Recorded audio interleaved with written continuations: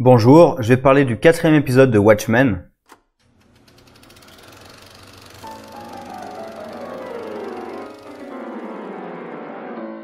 Bon, on reste sur un épisode qui est très sympathique. Peut-être l'épisode le plus what the fuck jusqu'à présent.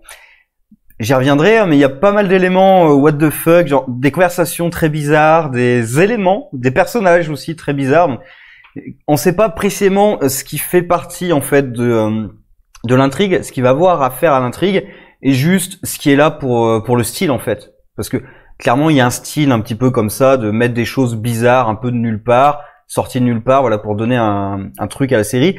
Bon, il y avait la pluie de calamar, mais la pluie de calamar, ça vient pas de nulle part, ça vient du comic. Mais bon, j'y reviendrai plus tard. L'élément principal, on va dire, la nouveauté principale de l'épisode, c'est le personnage qui est introduit dans cet épisode, qui est Lady Trieu. Alors, si je dois donner un gros défaut, c'est qu'en fait, il y a quasiment aucune réponse. Il y a des esquisses de réponses, on peut deviner certaines choses. Il y en a, c'est clair, il y en a d'autres, on peut les deviner un petit peu ou faire des théories, mais il n'y a pas vraiment de réponse. Par contre, il y a encore plus de questions. Là, on est à peu près à la moitié de la série, donc je demande pas à ce qu'il y ait des réponses tout de suite, mais voilà, j'espère quand même que dans 2-3 épisodes maximum, on va commencer à avoir des réponses. Surtout qu'à la fin, c'est Will qui nous dit qu'il faut 3 jours pour que leur horloge soit construite. Donc j'espère que voilà, maximum 3 épisodes, on aura les réponses et qu'il n'y aura pas à suivre dans une saison 2. C'est vraiment le truc qui m'inquiète vraiment, que ça soit pas fini. C'est vraiment la chose. Sinon, donc on commence avec Lady Trieu dans une scène qui est plutôt bien faite avec les deux parents, donc justement le couple qui n'est pas parent, dont on voit la vie quotidienne, qui s'appelle les Clarks, donc les Kent en fait, ils vivent dans une ferme, ils ont pas d'enfants, ils en veulent, et c'est vrai, il y a un élément, j'avais pas réagi tout de suite, mais elle vient leur donner un enfant pour avoir leur ferme et tout ce qu'il y a dessus, et juste après, il y a une météorite qui s'écrase dans leur ferme. Donc c'est vraiment les Kent en fait, et dans un météorite c'était Superman. Alors je pense que non, je pense pas que ce soit un vaisseau avec un être humain dedans, mais c'est vrai que ça fait vraiment ça en fait, ça fait vraiment écho à l'histoire des Kent, avec le vaisseau spatial qui s'écrase de leur ferme, et normalement s'il n'y avait pas eu Lady Trieu, il y aurait eu Superman. Alors je pense pas que ce soit ça, quoique on sait jamais, mais j'aimerais pas que ce soit ça en tout cas. J'aime bien le clin d'œil, mais j'aimerais pas que ce soit vraiment un vaisseau spatial. Parce que du coup, parce qu'en fait, dans Watchmen, le seul personnage qui est vraiment super, c'est Manhattan. Tout le reste, c'est des humains, j'ai un normaux, plus ou moins, mais c'est des humains. Il n'y a pas de super pouvoir à part Manhattan. Et même tout ce qui est la technologie plus ou moins fantastique, ça vient aussi de Manhattan. Donc voilà, faut pas qu'ils mettent d'autres personnages avec des super pouvoirs. Enfin, c'est pas un truc que j'apprécierais énormément. Après, ça peut être bien amené, on verra, mais voilà, le gros clin d'œil à Superman, ça fait quand même plaisir. Et donc Lady Trieu qui est présentée là, qui est bizarre quand même, c'est le nouveau Ozymandias. C'est clairement dit plus tard, de toute façon dès qu'on la voit, on pense à ça, et c'est clairement dit plus tard parce qu'elle a même racheté la compagnie d'Ozymandias. Elle a une statue d'Ozymandias âgée, donc on se demande si c'est pas elle qui aurait piégé Ozymandias, puisque une des réponses qui est apportée, c'est qu'Ozymandias est bel et bien prisonnier, sans s'en douter, sous une espèce de dôme. Donc ça doit être une espèce de dôme holographique, un truc comme ça. Je pense pas que ce soit sur Terre, puisque l'un des clones dans les épisodes précédents avait été gelé. Donc je pense plutôt que c'est l'espace qui doit être sur Mars peut-être, ou sur la Lune, ou quelque chose comme ça. Je dirais bien Mars, vu que c'est là où il y avait Manhattan, donc il y aurait un lien entre les deux. Voilà. Aussi, clairement, son histoire, c'est lié au Tales from the Black Freighter, donc j'ai retrouvé le nom. C'est le comic dans le comic Watchmen, puisqu'il dit lui-même qu'il va s'enfuir grâce aux cadavres des clones. Or, dans Watchmen, dans le comic Watchmen, dans le comic, oui, ça devient un peu compliqué. Justement, le personnage principal de ce comic, c'est un type qui est échoué sur une île déserte et il construit un radeau avec des cadavres pour s'échapper de cette île. Donc là, c'est toujours la même idée de je vais surfer sur les cadavres pour pouvoir fuir. Et on voit aussi comment il récupère ses clones, donc de façon très bizarre. Comme je dis, il y a beaucoup de trucs what the fuck, là, il va les pêcher dans l'eau et puis il les rejette. Voilà, c'est très what the fuck. Et c'est pour ça que ça me fait penser à Lady Trieu, puisqu'au début elle crée un enfant pour le couple, donc elle peut très bien aussi créer des enfants pour Ozymandias pour lui servir de serviteur. Donc c'est peut-être elle qui les crée. Voilà, ou peut-être Manhattan, parce que c'est vrai que à la fin de Watchmen, parce que j'avais vérifié, il dit bien qu'il va dans une autre galaxie, et Manhattan dit qu'il va peut-être créer la vie lui-même. Donc il y a peut-être de ça. Voilà, pour l'instant de toute façon c'est difficile de savoir précisément, puisqu'on sait que Manhattan va être dans cette série. Mais est-ce qu'il va y être vraiment, ou est-ce que ça va être, je sais pas moi, des images, des flashbacks, des trucs comme ça, ou est-ce qu'il va être vraiment présent physiquement? Donc voilà, on voit que Ozymandias, lui par contre, a vraiment complètement perdu l'esprit, hein, en massacrant les clones et tout. Et d'après ce qu'il dit, on comprend un petit peu que apparemment il aurait accepté de venir ici. Alors peut-être sous une forme de menace, mais en tout cas il avait accepté de venir ici, ce qui était déjà supposé dans l'épisode précédent, puisque avec le Game Warden lui disait que il avait accepté les règles quand il était venu, mais qu'au fur et à mesure il a compris que c'était vraiment une prison et qu'il fallait s'en échapper. Donc là aussi je pense qu'il va lui falloir quelques épisodes, mais j'espère que dans 2-3 épisodes il réussira à s'en échapper, ou au moins qu'on saura précisément ce qu'il est, enfin où il est et qui l'a mis là. Pourquoi il est là? Est-ce qu'il a accepté de venir? Sous quelles conditions, etc. Ça, j'espère qu'on aura des réponses dans, allez, 2-3 épisodes. Sinon, donc tout ce qui se passe sur Terre. Alors l'enquête l'enquête sur le meurtre de Judd, ça traîne un petit peu, hein. Là, pour l'instant, on a donc Angela qui cherche à connaître d'où vient Will. Donc elle comprend que c'est vraiment son grand-père et tout, mais elle veut pas être liée à tout ça. Enfin, elle dévoile des éléments à Looking Glass. Donc j'ai perdu son nom civil, peu importe, à Looking Glass, puisque c'est vrai que les autres flics, à part Judd et Angela, les flics étaient plutôt relégués aux personnages secondaires, voire vraiment c'était les figurants. Hein. Enfin, Red Scare et l'autre là en pirate, je sais même plus comment elle s'appelle, c'est un peu des figurants. Hein. Alors Looking Glass encore, il avait eu quelques scènes, notamment avec Judd et aussi avec Angela quand ils ont découvert le corps de Judd. Où justement il dit ouais, tu dis que je suis un connard froid, alors pourquoi je pleure sous mon masque? Et là on en découvre un petit peu plus, donc ça fait plaisir. C'est il me fait aussi un peu penser à Rorschach en fait, ce personnage.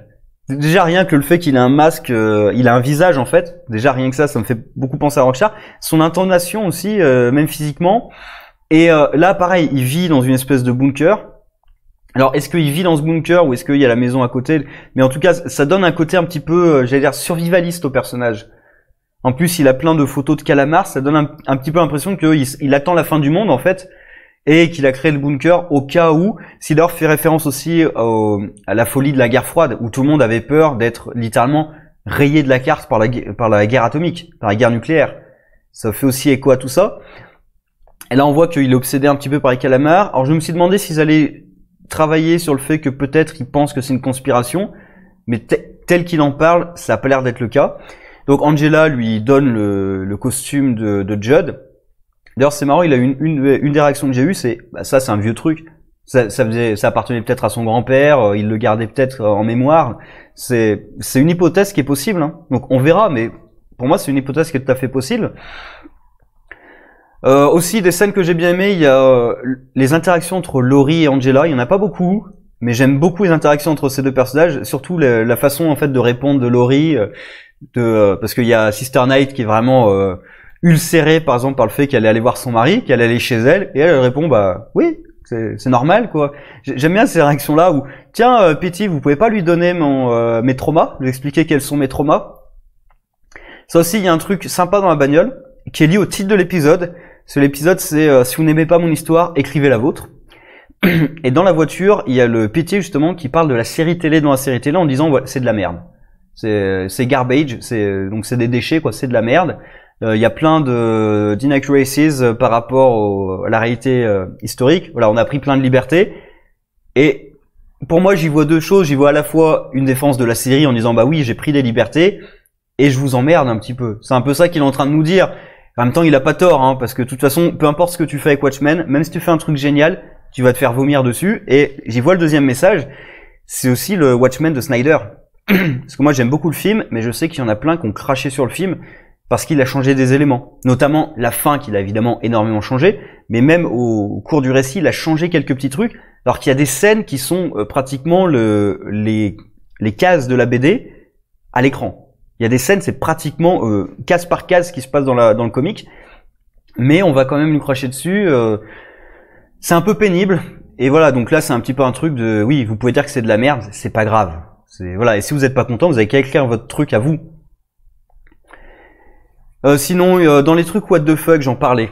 Dans les gros trucs what the fuck. Alors il y a par exemple, donc j'ai dit les clones pêchés dans l'eau là. Il y a à un moment il y a le père qui au petit-déj avec les gamins qui disent est-ce que oncle Judd est passé au paradis? Et le père qui va leur expliquer que après la mort c'est le néant. Et c'est pas du tout angoissant pour les gamins, ça je trouve. Après la mort de leur oncle, au petit-déj en plus, tu leur dis bah non, avant de naître il était nulle part et après être mort il est nulle part. C'est un truc, voilà, c'est très what the fuck. Tu te dis pour un parent, il essaierait plutôt de dire mais oui, voilà, il est au paradis, tout va bien, c'est oui. Enfin au moins il ment pas au gamin. Enfin il dit qu'il en est sûr. Et un gros truc what the fuck qui là par contre, je pense sera lié à l'intrigue principale, c'est quand Angela va se débarrasser, je crois dans le sac, je crois que c'est la chaise roulante de Will dont elle va se débarrasser.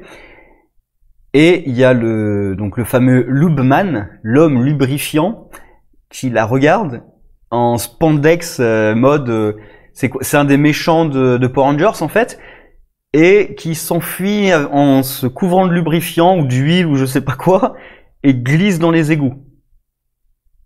C'est quoi ce truc? Alors moi j'aime bien la réaction d'Angela, hein, c'est the fuck? The fuck? Oui, c'est what the fuck, c'est quoi ce bordel? Qu'est-ce que c'est que ce truc? Mais là, je pense que ça sera lié à l'intrigue principale quand même, parce que pour le coup, c'est un élément vraiment qui sort de nulle part, mais c'est un type qu'observe Angela alors qu'elle se débarrasse de preuves. Si ça intervient pas dans l'histoire à un moment ou un autre, y a un souci, quoi. Et on apprend un petit peu quelques éléments vers la fin avec... Ah, je vais revenir, parce que je voulais parler de Lady Trieu et Will. À la fin, donc, on voit la fille de Lady Trieu qui vient la voir avec un rêve, un cauchemar plutôt, et la façon dont c'est dit, et la façon dont sa mère la regarde, j'ai l'impression, je sais pas, mais j'ai l'impression qu'en fait ce cauchemar, c'est un souvenir de la mère. Et que la mère, d'une manière ou d'une autre, a créé sa fille. Comme on a vu qu'elle a créé un enfant, je pense qu'elle s'est créé un enfant, peut-être avec justement son matériel génétique à elle, ce qui paraît très logique. Et donc peut-être que la gamine a des souvenirs de la mère ou un truc comme ça. Enfin, Will d'ailleurs, le personnage du grand-père, suggère qu'elle cache des choses. Donc, il doit bien avoir quelque chose là-dessous. On verra exactement ce que c'est, mais voilà, cette mère est très bizarre quand même avec le... Est-ce que tu veux me raccompagner au lit? Non. Ok, c'est très maternel, merci. Et donc, à la fin, on a quelques révélations. Alors, c'est toujours teinté de mystère et on veut jamais nous donner de vraies réponses. Mais en même temps, on nous dit que dans 3 jours, ça sera fait. Donc ils construisent une espèce, enfin Lady Trieu construit une espèce d'horloge. On ne sait pas ce que ça va faire, on ne sait pas ce que c'est. Et Will nous explique que dans 3 jours, quand ça sera fini, Angela le détestera parce qu'elle connaîtra la vérité, elle saura qu'il les a trahis. Donc voilà, il n'y a pas vraiment de réponse pour l'instant, on n'apprend pas grand-chose. On apprend qu'Ozymandias est vraiment prisonnier. Peut-être que Trieu et Will sont liés à la 7e cavalerie, parce qu'à la fin, il y a Will qui regarde l'horloge en disant tic-toc, tic-toc, tic-toc. En plus, c'est une horloge. La 7e cavalerie, il travaille avec des batteries de montres. Il y a aussi un truc bizarre, parce que quand il parle des batteries, il ramène l'étui. Quand elle parle de Lubman, je crois que c'est Red Scare, hein, le personnage communiste, là, il lui demande s'il y avait des batteries de montres ou des laitues. Parce que sur le premier épisode, pareil, le type il trimballait des laitues. Est-ce qu'il y a vraiment un souci avec les laitues dans cet univers ou c'est juste pour faire référence au premier type qui a tué un flic? Voilà, il y a des trucs tellement what the fuck, parfois tu te demandes c'est moi qui vois un truc what the fuck ou non. Enfin, et donc voilà, on se demande s'ils sont liés à la 7e cavalerie ou s'il dit juste ça pour l'horloge, ça me paraîtrait un petit peu gros quand même la coïncidence. Donc à voir. Pour l'instant, la 7e cavalerie, on a un petit peu oublié d'ailleurs. Alors j'allais dire, ça fait 2 épisodes. Bon, on a vu un type se faire exploser, oui d'ailleurs. Enfin, il est mort avant de se faire exploser. Donc la 7e cavalerie était quand même présente, mais l'enquête sur la 7e cavalerie s'était un petit peu essoufflée.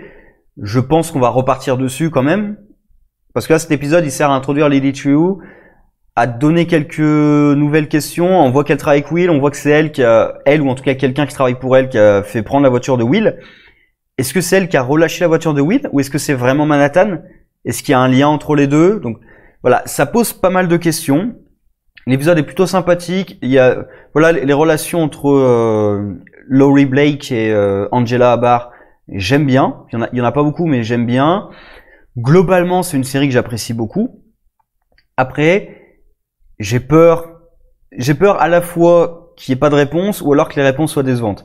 C'est ça aussi le problème quand tu fais une série où tu mets du temps à installer du mystère et tout, c'est que tu peux être extrêmement déçu par la fin. Mais pour l'instant, c'est pas le cas. Donc très bien. Voilà, donc c'est une série what the fuck. En même temps, justement, je pensais à ça. Il y a une autre série très what the fuck parce que je vais pas faire de vidéo dessus. C'est Rick and Morty qui vient de reprendre. Là, on a 5 épisodes de Rick and Morty à suivre. Pour ceux qui ne connaîtraient pas, allez voir cette série. Alors c'est pas pour un public jeune hein, quand même. C'est assez violent, c'est assez graphique. D'ailleurs, la censure parfois est un peu pénible parce qu'il y a beaucoup de fuck, de shit et tout. C'est un petit peu pénible la censure de temps en temps avec tous les bips. Mais voilà, ceux qui connaissent la série, ben je pense que vous êtes au courant qu'il y a saison 4 qui a commencé là, le jour même où j'enregistre la vidéo. Et ceux qui connaissent pas, je vous conseille d'aller découvrir ça. Après, je vais pas faire de vidéo dessus parce que je sais pas quoi dire sur cette série, à part dire à chaque épisode que c'est génial. Je sais pas tellement quoi dire sur chaque épisode, donc c'est génial, allez voir. Et sur ce, au revoir.